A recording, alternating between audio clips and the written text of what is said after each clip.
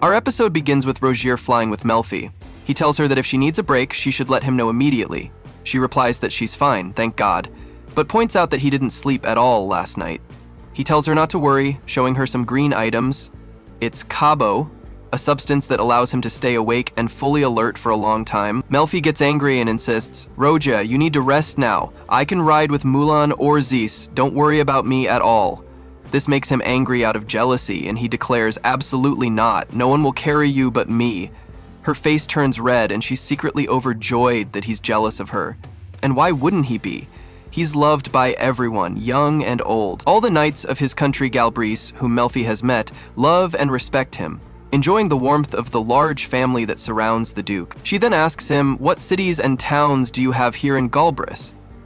He explains that there were originally 30, but 17 years ago that number dropped to just 12 settlements. This was due to a great famine, drought, and other natural factors, which they refer to as the Great Natural Disaster. During that period, the previous Duke suddenly died, and afterward, Rogier was chosen to be the next Duke. Melfi is shocked. How can a Duke die from famine when he's the ruler of the entire region? Perhaps he died from an illness or something similar. An unprecedented number of monsters appeared in the Azini forest, he tells her. We couldn't kill them fast enough, and their magical power grew immense. A huge number of bloodthirsty monsters besieged Galbrice. The previous Duke, of course, did his duty. He was a great and heroic warrior, but unfortunately, we lost many knights. Thankfully, no other country suffered any damage. Melfi asks, what about the other regions? I mean, the health and condition of their knights. Didn't His Majesty request reinforcements? Probably did, Rogier replies, but they couldn't reach us. The weather conditions were too harsh and severe. We put our lives on the line here while fighting monsters to defend the kingdom. Everyone loves their homeland and has sworn an oath of loyalty.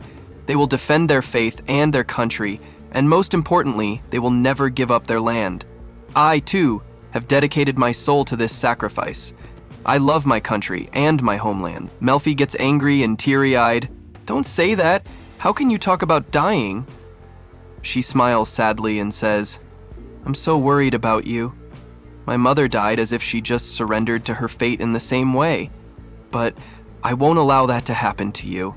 That's why I'll continue my research. I'll keep searching so that no one has to suffer again. I swear I will do the impossible to ensure everyone is safe. She then takes his hand, kisses it, and says, I'm sure that the magic circle I'm researching will be useful to you. She tells him she will do everything in her power to protect him and his knights from harm, and so she wants him to reconsider how he lives his life. To live it with her. Rogier is stunned by her words. He thinks for a moment, then tells her that despite everything, he can't put her in danger and will protect her. She replies that she wants to protect him too. Her way is different from his, but she wants to protect him and everyone else. As Rogier looks deeply into her eyes, he sees that her words are completely sincere. When she sees him silent and unresponsive, Melfi shouts at him, telling him again that she will do the impossible.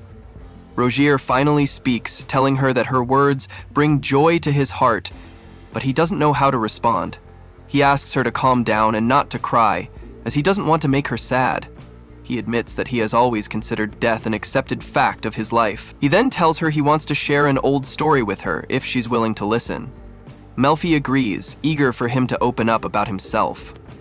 Rogier confesses that he's desperate to know what she truly thinks of him. Even though they've only just been engaged, he feels an overwhelming desire not to disappoint her. He says he feels pathetic because he's torn between the desire to hide his pathetic side and the urge for her to know everything about him. But since nothing can change the past, he wants her to know who he truly is. He reveals that he was born the second son of the former king of Langdius. He was a prince. He recalls his childhood in the palace and mentions his older brother, Maxim, who had the same purple hair and eyes as King Maximus. The famous wise seventh monarch, Maxim earned the title the Second Coming of the Sage. He also had a unique ability to store magic in his eyes. We see a flashback of Rogier with his brother. He tells Maxim that his teachers and nurses say he's smart and a fast learner. Maxim is happy to hear this. Rogier continues, explaining that he always loses control of his magical power and ends up destroying the castle. His brother Maxim encourages him, telling him he's just a bit clumsier than others.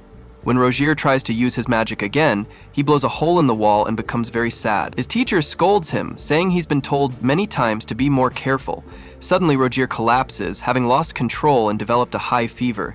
Back in the present, Melfi is shocked to hear this, knowing it's incredibly dangerous to lose control of one's magic and that it could have killed him if the fever hadn't subsided. Rogier reassures her that he's fine now. He tells her he knew she was very worried about him last night, sensing that she lost someone very close to her, her mother, and that he will wait for her to be ready to talk about it. He continues his story. When he became strong enough to handle the magic inside him, the only safe place left for him in the castle was with the knights. The reason was simple. He then recalls meeting Caius, who told him he knew he was the out-of-control prince that all the staff and servants feared.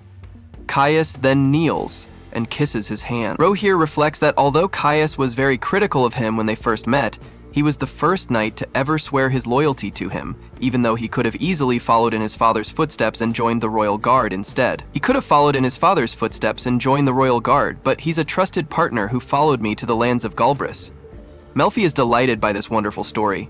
The prince then embraces her, and she feels a great warmth. He tells her that the rest of the story isn't very pleasant. It happened 17 years ago and is one of their national secrets. I don't mind telling you everything about myself. Our engagement had the king's approval, and I never intended to marry anyone, but the moment I met you, I changed my mind. The prince then details what happened 17 years ago. My father appointed me to prevent a succession conflict, even though my older brother was the one who should have ascended the throne. At that time, the kingdom was weakened by the drought and famine that struck the region. The nobles were on the verge of rebellion, and he had no other choice. However, some nobles supported the harsh measures of making me the crown prince and sending me to attack other countries. They wanted to expand our territory through invasion under the wing of a magically powerful prince. Thanks to my unique sight, an internal conflict erupted between the pro-war and anti-war factions. Caius's father fell when he became involved in it. Rogier continues, when I realized what was happening and heard the servants saying the wars had escalated, I rushed to my brother and told him, I will take the name Galbris, so you will become the king. We cannot allow this tragedy to happen again. His older brother replied, you are so young, yet you speak like this. This is very saddening. Aristide Rogier's full name. My father then went before the people and informed everyone that I would become the king's successor, and we would end this suffering as quickly as possible. And so, my brother became king, while I chose the path of the knights. Several years later, Rogier sits with his brother and discusses their strategy. Monster hunting cannot be the only goal for the Knights of Galbris. I want to offer them something more. His brother liked this sound idea and wanted to give Rogier a position in the royal guard since he had served 5 years with great distinction among the knights. Rogier agreed, believing it would strengthen their position. Caius then adds, we are also exploring uses for the monsters we hunt. Some are sources of rare materials, so it is wasteful to simply dispose of them. The king notes that, depending on the quality, they might be able to pay large sums for the materials. They are all happy with this news. Returning to the present, Aristide Rogier says, and we are still flying on this dragon. Of course, none of this would have worked out if the king and I weren't brothers. Melfi is very happy with this wonderful system. The prince tells her, we will continue hunting monsters to protect the kingdom, and if another disaster strikes the land, I will sacrifice my life. Melfi argues, instead of sacrificing your life, let's look for a way to do something about the disaster itself. The prince is amazed that such a thing might be possible. Rogier asks her, is something like that even possible? Melfi replies, monsters keep increasing in number. There's a limit to how many you can hunt. Rogier concedes, but someone has to do it. Melfi challenges him. Will you sacrifice yourself, Duke Aristide? Absolutely not. I refuse.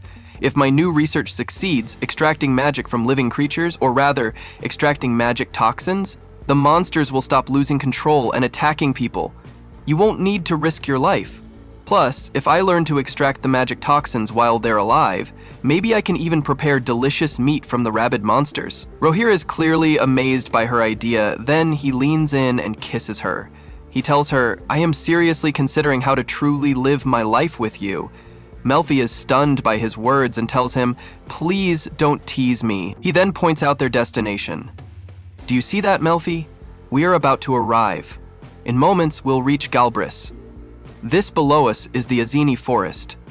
Isn't it magnificent? It's far too vast for me to know all of it. Even I would get lost without a map. Melfi notes, this massive forest is infested with monsters. Rogier explains, no doubt about it. These lands contain ley line magic ore, and the ore sources lie deep underground. The soil and air are saturated with magic. Melfi is startled and thinks to herself, a forest where only monsters live? Wait a minute, this is very dangerous. Rogier points out landmarks. Look, this is our great Galbris River, and to the east is the Calberth River, which feeds it and branches out in 3 directions from there. Melfi asks, are the rivers concentrated in one area? Rogier replies, this place is unique. The meltwater from the Galbris pastures flows underground until it surfaces here, Melfi says. But with all that snow melt and these rivers, Rogier tells her, that's what you would expect, but during the disaster 17 years ago, it completely dried up. Melfi thinks to herself, if even this magnificent river dried up, then Marshall shouldn't stand a chance. Speaking of which, I wonder if the Duke knows why such widespread drought occurred in the Kingdom of Langdia. Suddenly, Rogier says, forgive me, Melfi, but sitting like that is dangerous. Please turn around. The dragon speaks up.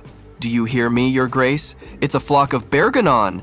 There are 100 behind us, then 200.